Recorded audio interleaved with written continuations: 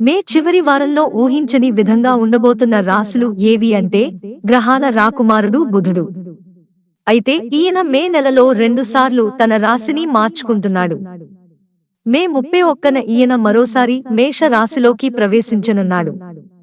దీని కారణంగా కొన్ని రాశుల వారికి ఊహించని విధంగా ఉండబోతుందంట. వారు తమ జీవితంలో మంచి విజయాలు సాధించనున్నారంట.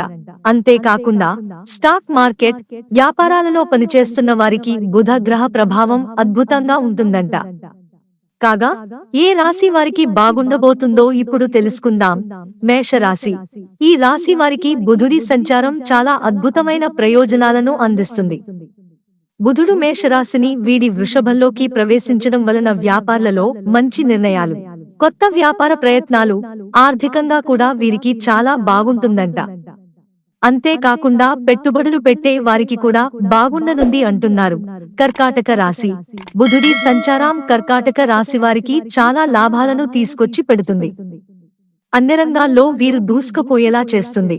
నిరుద్యోగులకు ఉద్యోగం వచ్చే అవకాశం కూడా ఎక్కువగా ఉంది. వ్యాపారవేత్తలు విదేశీ ఒప్పందాల నుంచి భారీ లాభాలు పొందుతారు. ఇంటా బయట సంతోషకర వాతావరణం నెలకొంటుంది. సింహరాశి. సింహరాశి వారికి బుధుడి సంచారం ఆర్థికంగా మేలు చేస్తుంది.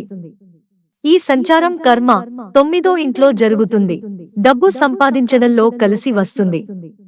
వ్యాపారస్తులు తమ రంగాల్లో విజయవంతం అవుతారు. జీవితంలో గొప్ప విజయాలను పొందుతారు.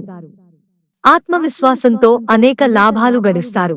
మిత్రులారా, ఛానల్ సబ్స్క్రైబ్ చేసుకోవడం మర్చిపోకండి.